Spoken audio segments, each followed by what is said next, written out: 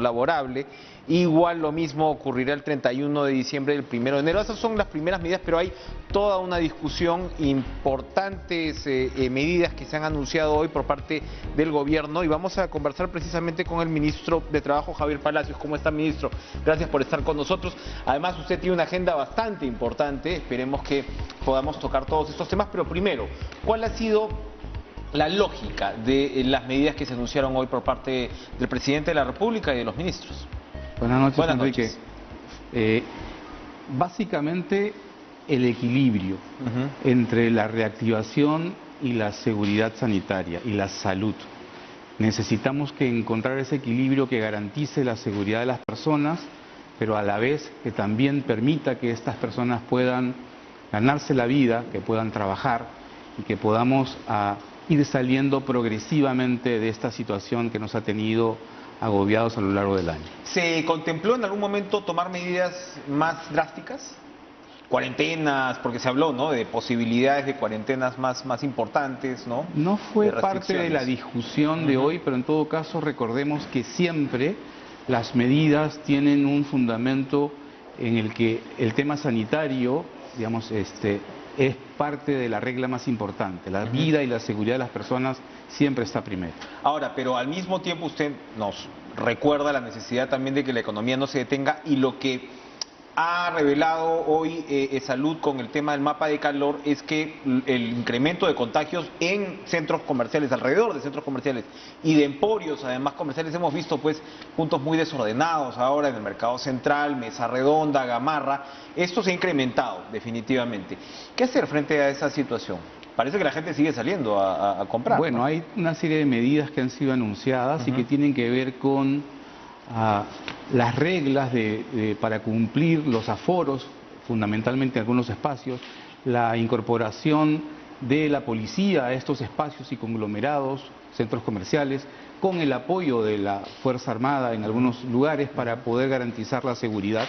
Y creemos que progresivamente, y además por la coyuntura navideña, esto con la seguridad de vida y con la vigilancia policial creo que va a encontrar su curso, ¿no? Ahora, el otro tema, por supuesto, tiene que ver con la vacuna, ¿no? Hoy se ha dado detalles de lo que ha pasado con las negociaciones, de lo inesperado de repente de algunos resultados, y al final de la incertidumbre de todas maneras que tiene la ciudadanía. En un momento se habló pues se habló en el gobierno de Martín Vizcarra, en realidad, de la posibilidad de vacunar a las personas durante el primer trimestre. Esto cada vez va siendo más claro de que no es así.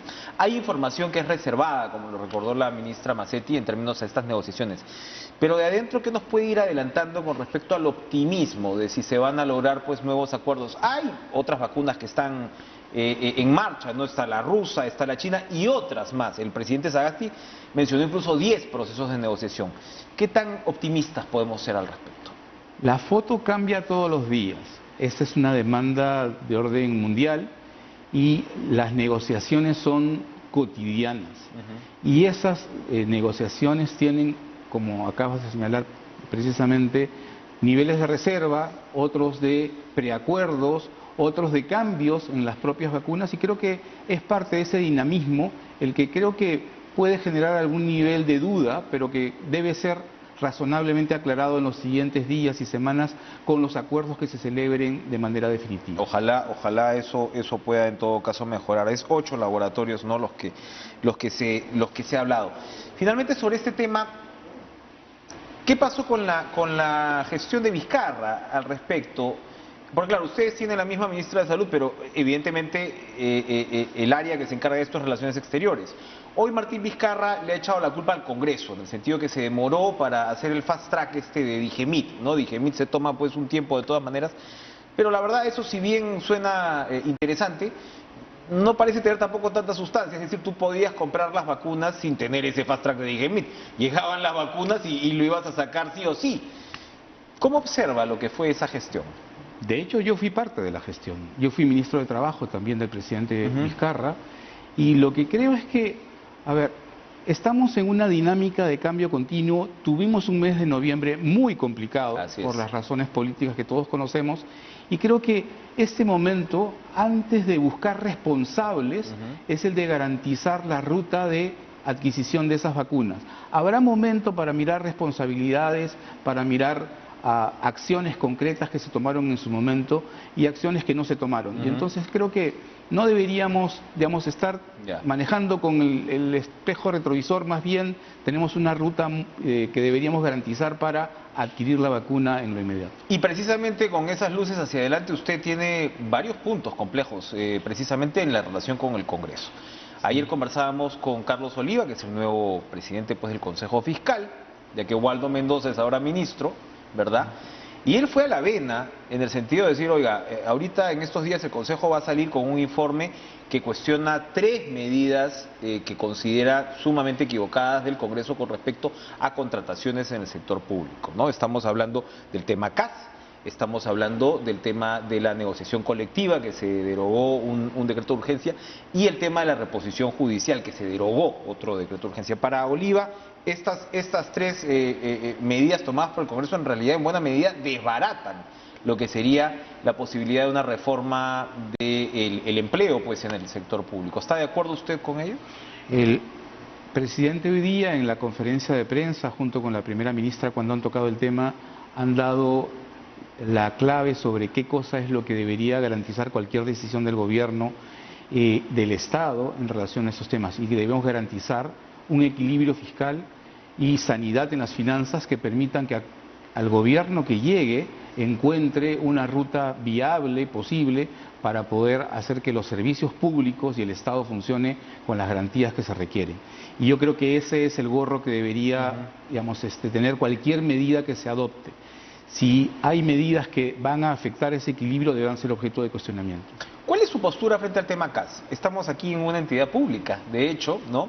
Y bueno, hay opiniones de un lado y del otro. Por supuesto, el trabajador reclama sus derechos plenos. El CAS es una suerte de régimen light, ¿no? En términos de derechos laborales. Y de otro lado están también quienes afirman, oigan, no solamente tienes el tema, por supuesto, presupuestal, sino que el hecho de pasar a todos a distintos regímenes, pues como nombrados, ¿no? Va a complicar, de hecho, el mejoramiento también del funcionamiento del Estado, una mayor dinamización.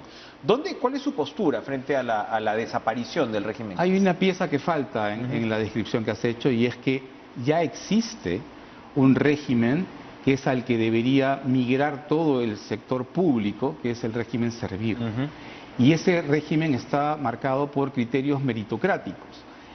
Creemos que efectivamente un régimen temporal, que dura más de una década, siempre va a ofrecer resistencias y problemas que están originados, no olvidemos, también las limitaciones y restricciones que tiene el propio Estado para poder incorporar de manera permanente a personal que ha venido funcionando en muchos casos 8 o 10 años.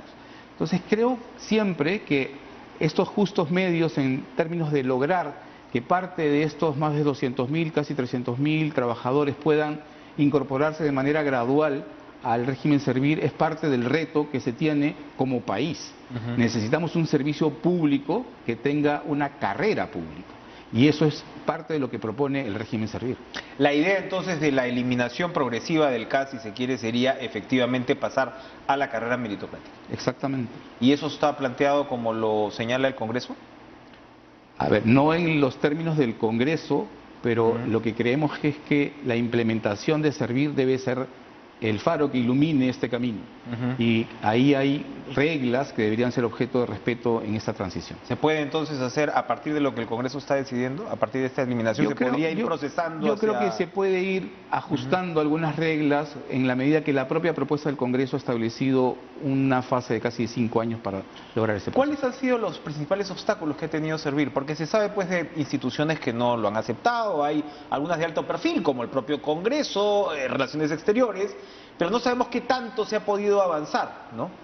Creo, a ver, el tema del empleo público no es parte precisamente de la responsabilidad de trabajo, pero creo que a lo largo del tiempo, restricciones de carácter presupuestal, restricciones respecto a los propios procesos formativos de algunos de los empleados o de los trabajadores que forman parte de esto, son parte de esas restricciones.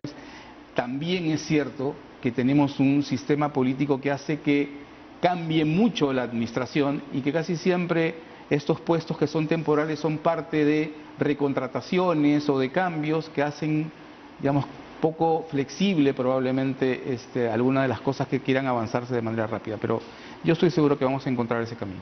Oiga, precisamente si ahora leía el dato de 180 ministros hablando de rotación. 50 en ese periodo, ¿no? Sí, 57, sí, 58. Sí, ¿no? Impresionante. Sí. Y bueno, eso te habla, eso de ahí, ¿no?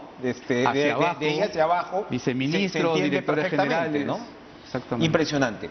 Lo que sí está en su sector es el tema de la nueva ley agraria. Tiene mucho que ver y hay mucha expectativa de un lado y preocupación del otro de lo que se va a votar este sábado, probablemente, según lo que plantea la comisión especial.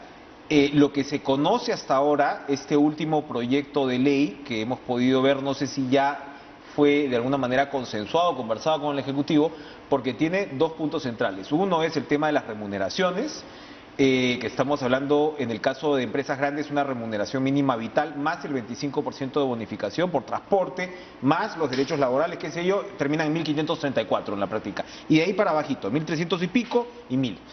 En el sector de agroexportadores dicen, oiga, esto es negociación por ramo, ¿no? O sea, acá lo que se está aplicando es a la fuerza una negociación por ramo, y ayer otra vez otros especialistas nos señalaban, se están poniendo topes a sueldo por ley y eso es realmente peligroso. ¿Qué opina de esa parte? Lo primero es que deberíamos tener clara una foto de qué representa el sector en términos de trabajadores, en términos de empresas, en términos de salarios. Y esa foto que hemos compartido con el Congreso, hemos expuesto el equipo del Ministerio de Trabajo, el equipo del Ministerio de Agricultura, el equipo del Ministerio de Economía, han participado de manera activa en esta comisión del Congreso, han hecho saber sus propuestas y sus miradas, y hemos compartido también criterios. No tenemos la foto completa porque todavía no cierra la propia comisión la versión definitiva de esta propuesta legislativa, pero tenemos un poco, como lo has descrito, los grandes criterios. En lo esencial, creo que habría que recordar algunas cosas que nos parecen importantes compartir. En el Perú hay 4 millones de trabajadores en el sector agrario, pero de esos 4 millones estamos hablando de todo. Estamos hablando de trabajo familiar no remunerado, de trabajadores independientes, de empleadores y también de trabajadores asalariados. Los asalariados dentro de ese espacio son menos de 1.930.000 aproximadamente. Y cuando miramos, digamos, dos fuentes distintas, la encuesta nacional de hogares nos dice que hay alrededor de 175.000 trabajadores asalariados formales. Sin embargo, la planilla electrónica nos reporta picos que van desde 230.000 hasta 400.000 en temporada alta o ya un poquito más. Tenemos ahí algunas diferencias. Pero lo que necesitamos es encontrar que en ese universo, cómo están distribuidos o cómo están repartidos en función, por ejemplo, de tamaños de empresa. La mediana y gran empresa concentra, en el caso de las empresas agroexportadoras, al 71% de esos trabajadores. Y entonces va a ser muy distinto hablar de productividades y de competencias en función de una empresa que tiene 30.000 trabajadores a una que tiene entre 1 y 10. Sus productividades son distintas y por eso creo que es parte de la preocupación el hecho de señalar costos planos a escenarios distintos, por un lado. Pero por otro, necesitamos también reconocer que ha habido un crecimiento muy grande del sector y que no ha estado acompañado necesariamente de alguna de las condiciones que hagan no solo percibir, sino reconocer que efectivamente ha habido un trato adecuado a un sector de estos trabajadores. Y las pruebas son evidentes en los recientes días. Entonces necesitamos ese reconocimiento y también esa caracterización.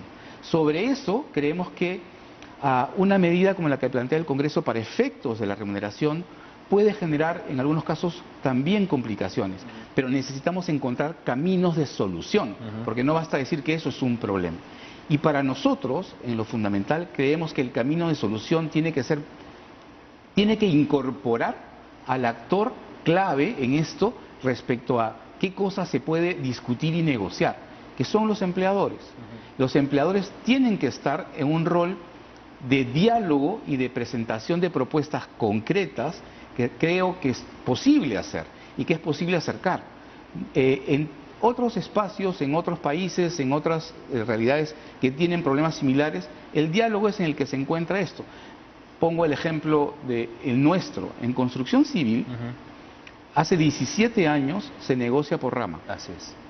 Y desde hace 17 años se hace este acuerdo de manera directa, en trato directo, sin necesidad de intervención del Estado. ¿Por qué? Porque han habido trabajos previos.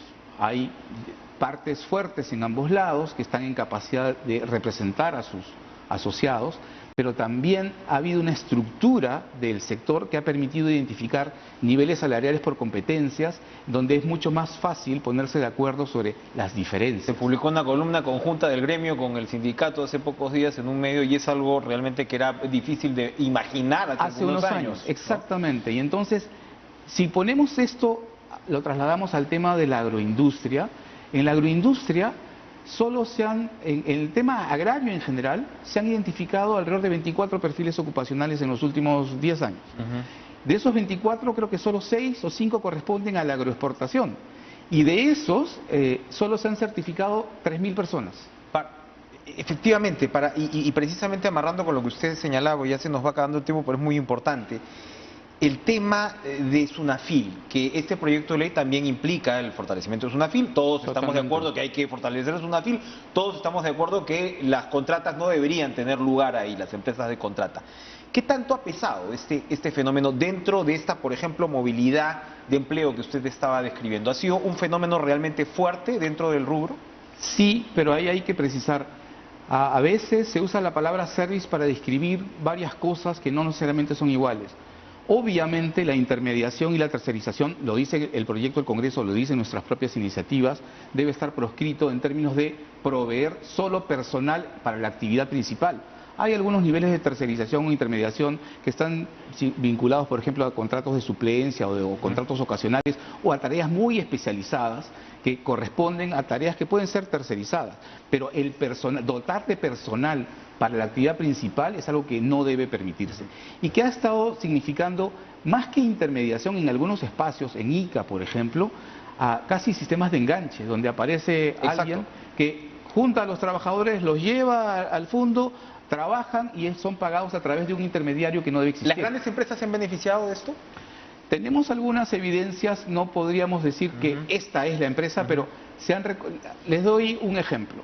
Hay alrededor de casi 44.000 trabajadores formalizados por SUNAFIL solo en este año y muchas de estas personas formalizadas en fondos han sido, en el caso de agroindustria, solo es agroindustria, en el caso de ICA alrededor de 30.000 y una parte importante está vinculada a mediana y pequeña empresa, pero también a gran empresa.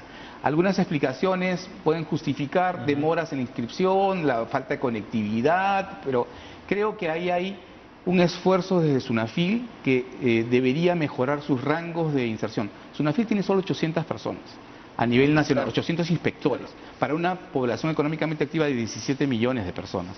Ha mejorado muchísimo sus rangos y su productividad, pero eso resulta todavía insuficiente. Se nos ha terminado el tiempo, pero no quiero dejarlo ir, aprovechando además su presencia física, como decimos acá, que no es frecuente últimamente en los programas de entrevistas, para un comentario final.